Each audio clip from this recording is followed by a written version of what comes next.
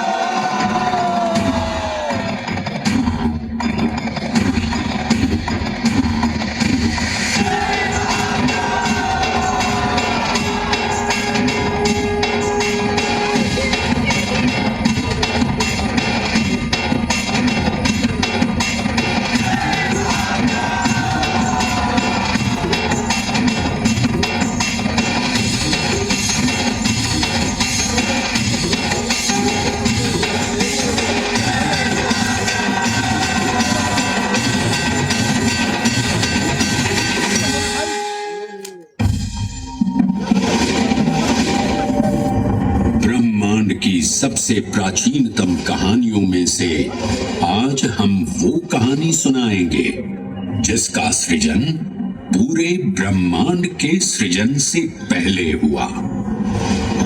तब न देव थे, न असुर, न जीव था, न जंतु, न जल था, न अग्नि, न वायु, न भूमि। समष्टि के शून्य में विराजती एक शक्ति, कालातीत और कालों के नियंता।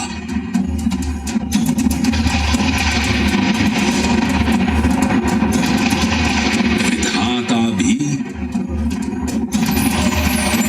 और विध्वंसक भी, अखंड, अचल, अविनाशी।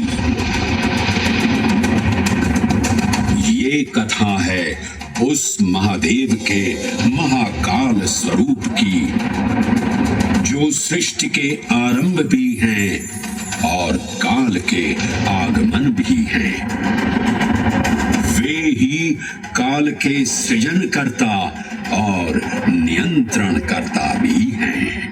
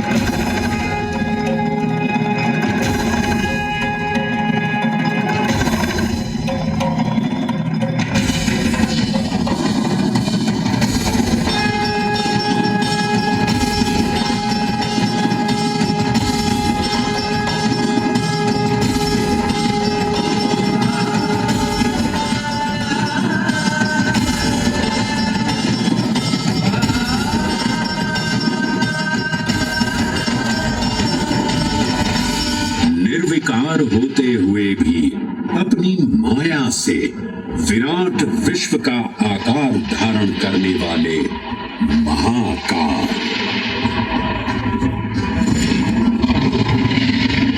मेरुगिरी को धनुष और भगवान विष्णु को बाण बना दैत्यों के 3 पुरों का नाश करने वाले महाकाल। वो महाकाल जो तीनों लोकों में विद्यमान सभी शिवलिंगों में प्रधान है।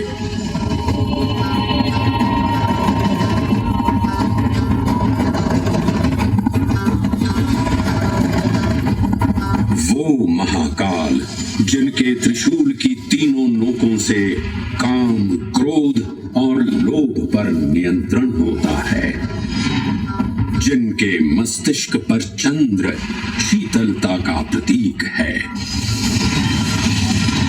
और जिनकी सवारी नंदी के 4 चरण सत्य, दया, दान और तप का चिन्ह है।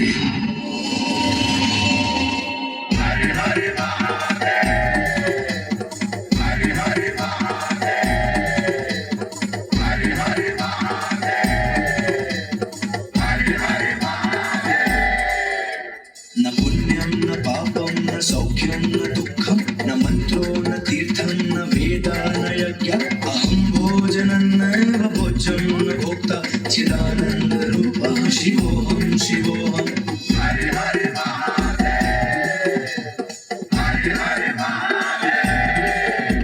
अहं निर्विकल्पो निराकाररूपो विभुत्वान् च सर्वत्र सर्वेन्द्रियाणां न चासङ्गतं नैव मुक्तेन मया चिदानन्दरूपः शिवोऽहं शिवोऽहं चिदानन्दरूपः शिवोऽहं शिवोऽहं चिदानन्दरूपः शिवोऽहं शिवोऽहं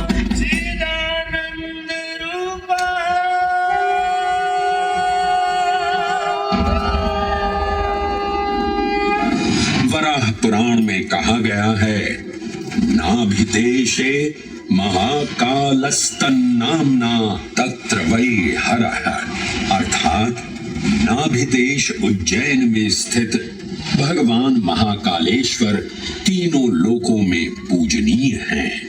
आकाशे तारकाम लिंगम पाताले हाटकेश्वरम मृत्युलोके महाकालम सर्वलिंगम नमोस्तुते। आकाश में तारक लिंग के रूप में, पाताल में हाटकेश्वर के रूप में और मृत्युलोक में महाकाल के रूप में स्थित भगवान शिव को प्रणाम। समस्त लिंग स्वरूपों में विद्यमान भगवान शिव को सादर नमस्कार। नाभिदेश उज्जैन का अटूट बंधन है महाकाल के साथ, जो महाकाल स्तोत्र में उल्लिखित है। उज्जयिन्याम महाकालम महाकालेश्वरम हरम महाकालम महायोगिनम नमामि पार्वती पतिम। तो चलिए मैं आपको कथा सुनाता हूँ किसी महान उज्जैन नगर की।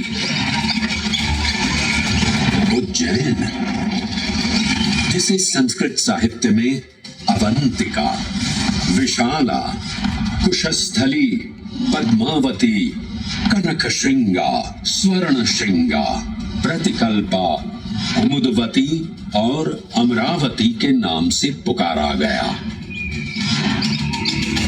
उज्जैन, जो मनुष्य को मोक्ष प्रदान करने वाली 7 नगरियों में से एक है।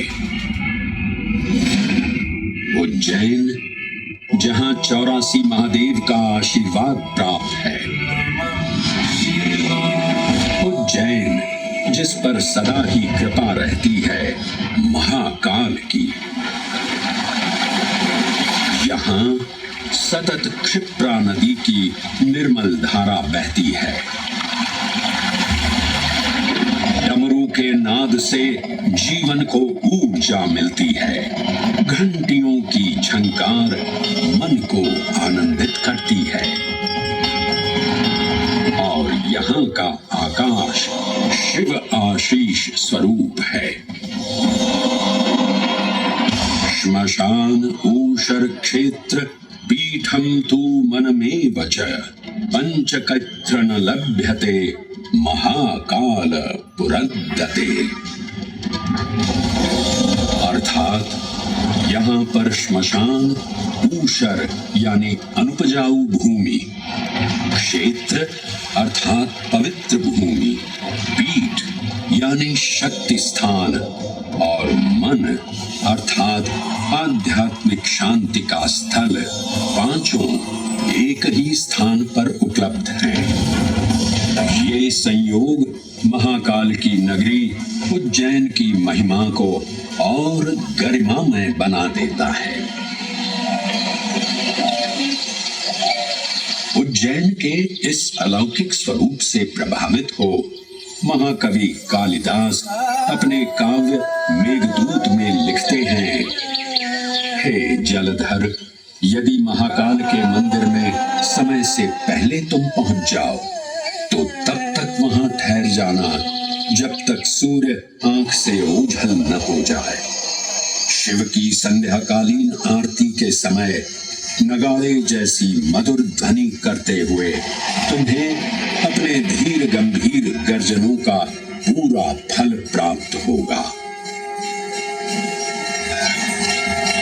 ये संध्या आरती जिसे कालिदास ने सराहा है अत्यंत महत्वपूर्ण है, क्योंकि ये वो प्रहर है जब सभी देवी देवता गंधर्व यहाँ उपस्थित होते हैं।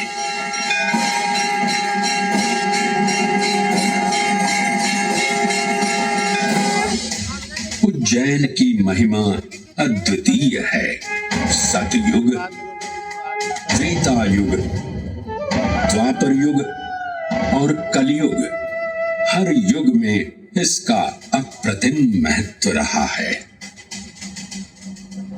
इस काल यात्रा में सबसे पहले आपको सतयुग के उस कालखंड में ले चलता हूं जहां देव और दानव एकत्रित हैं समुद्र मंथन करने के लिए।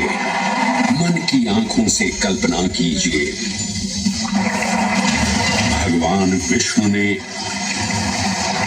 कुर्म का रूप ले मंदरांचल पर्वत को अपनी पीठ पर उठा रखा है।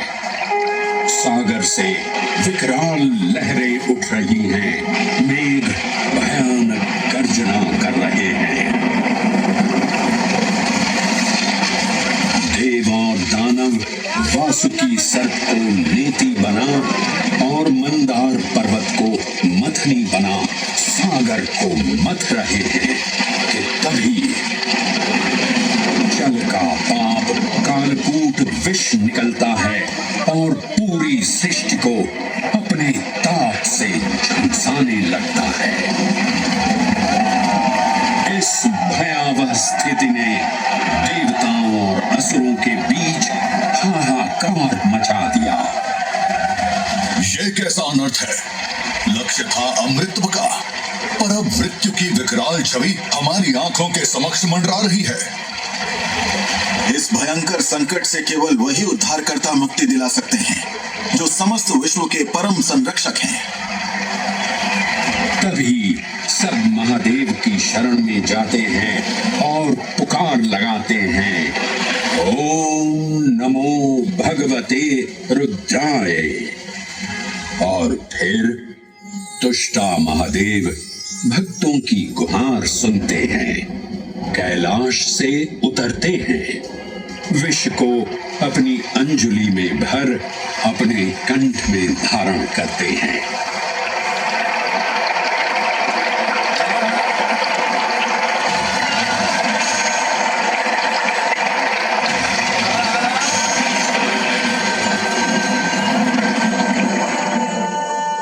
अंततो गत्वा सागर मंथन से अमृत कलश प्रकट होता है।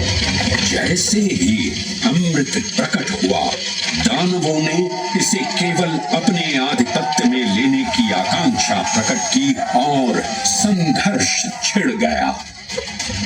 आज यदि हम इस अमृत को प्राप्त कर सकें, तो हम देवताओं पर हमेशा के लिए प्रभुत्व स्थापित कर पाएंगे। अमृत अपात्र हाथों में ना जा पाए, क्योंकि ये अपनी शक्ति का असीम दुरुपयोग करेंगे। इस अराजकता के परिणाम स्वरूप अमृत की कुछ बूंदें छलकी और पृथ्वी तक पहुंच गई। 4 स्थलों पर स्पर्श हुआ इन बूंदों का, हरिद्वार, प्रयागराज, नासिक और उज्जैन। अमृत की इन्हीं बूंदों के कारण उज्जैन में हर 12 वर्ष पर कुंभ सिंहस्थ मेले का आयोजन होता है। भगवान शिव की लीला देखिए, लोक कल्याण के लिए स्वयं विषपान किया और अपनी नगरी पर अमृत वर्षा करवाई। अमृत की पावन बूंदों से अभिसिंचित ये दिव्य उज्जैन भूमि रामायण के पृष्ठों में भी सम्मिलित हुई। सतयुग के बाद त्रेता युग में माता सीता की खोज में वानर सेना का यहाँ आगमन हुआ।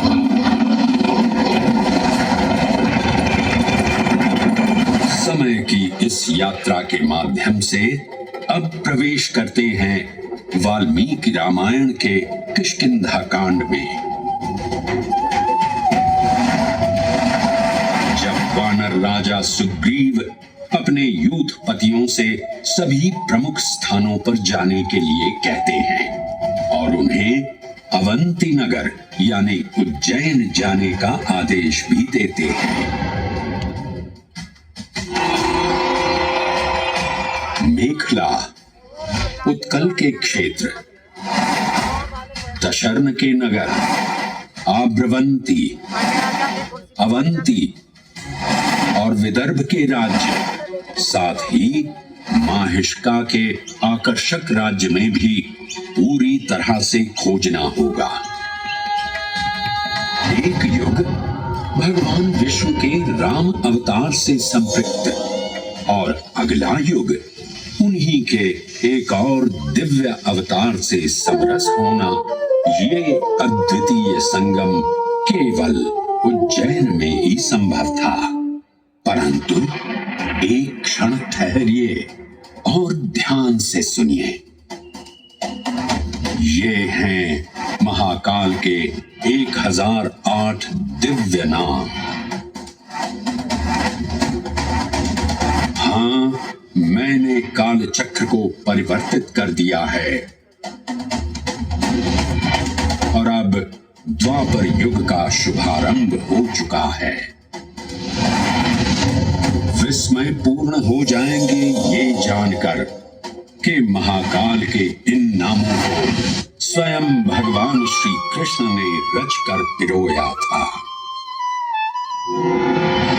महाकाल सहस्र नामावली की ये अद्भुत रचना उस समय की है जब योगेश्वर कृष्ण, उनके मित्र सुदामा और शेषावतार बलराम ने अवंती नगरी में स्थित सांदीपनी ऋषि के आश्रम में वेदांत दर्शन और शस्त्र विद्या की शिक्षा ग्रहण की थी।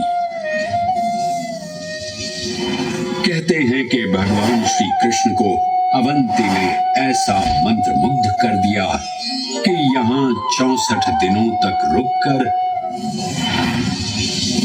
उन्होंने 64 विद्याएं और 14 कलाओं का ज्ञान लिया।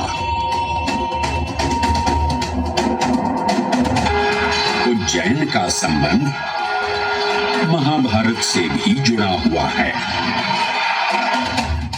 इस महान महाकाव्य के वन पर्व में उल्लेख किया गया है कि महाकालेश्वर मंदिर में स्थित कोटि तीर्थ जल का स्पर्श मात्र करने से अश्वमेध यज्ञ के समान फल प्राप्त होता था।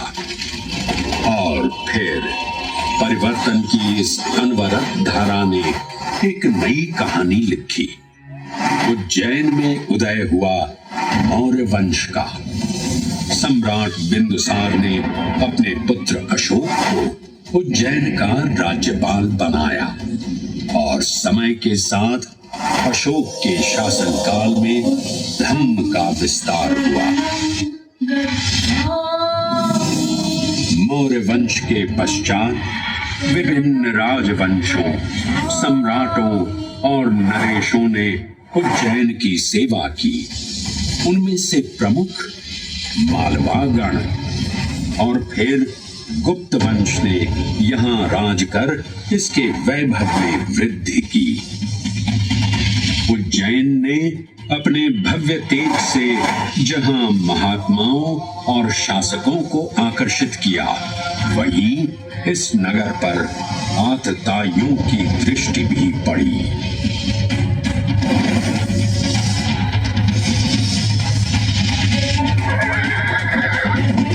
शक मध्य एशिया की खानाबदोश जनजाति थी, जिन्होंने उत्तर पश्चिमी और मध्य भारत के कुछ हिस्सों पर आक्रमण कर अपना शासन स्थापित किया। ईसा पूर्व प्रथम शताब्दी में जब भारत शकों के अत्याचार से त्रस्त था, तब उन शकों ने उज्जैन पर भी कब्जा कर लिया और फिर उज्जैन में उदय हुआ एक तेजस्वी योद्धा, महाराज विक्रमादित्य का। एक तरफ शकों का बल तो दूसरी तरफ विक्रमादित्य का अद्वितीय पराक्रम। विक्रमादित्य की तलवार महादेव के तीसरे नेत्र सी चमकी। प्रचंड युद्ध हुआ। महाकाल की कृपा से शूरवीरों ने शकों को परास्त किया और उज्जैन में गणतांत्रिक शासन स्थापित किया।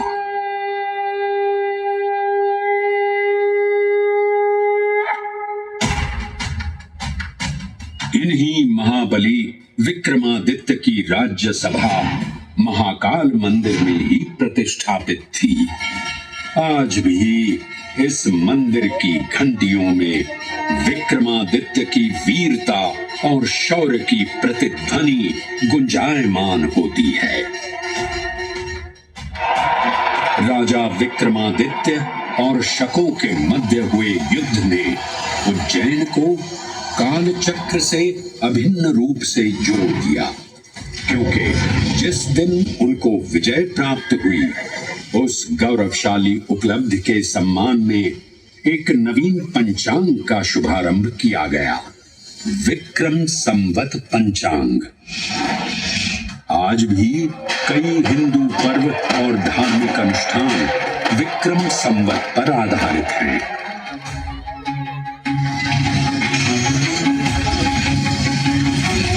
पृथ्वी की भौगोलिक कर्क रेखा इस पावन उज्जैन भूमि से होकर गुजरती है। लगभग 300 वर्ष पूर्व उज्जैन विश्व समय का प्रमुख संदर्भ बिंदु था। यही कारण है कि उज्जैन की वेदशाला में वराहमिहिर, आदित्य दास, ब्रह्मगुप्त, आर्यभट्ट और भास्कराचार्य जैसे महान विद्वान अनुसंधान और अध्ययन में तल्लीन रहते थे। खगोल शास्त्र का केंद्र, महाकालेश्वर का आवास, जगत गुरु कृष्ण की नगरी, विक्रमादित्य का राज। जयति जय उज्जयिनी, वैभवशालिनी नगरी उज्जैन।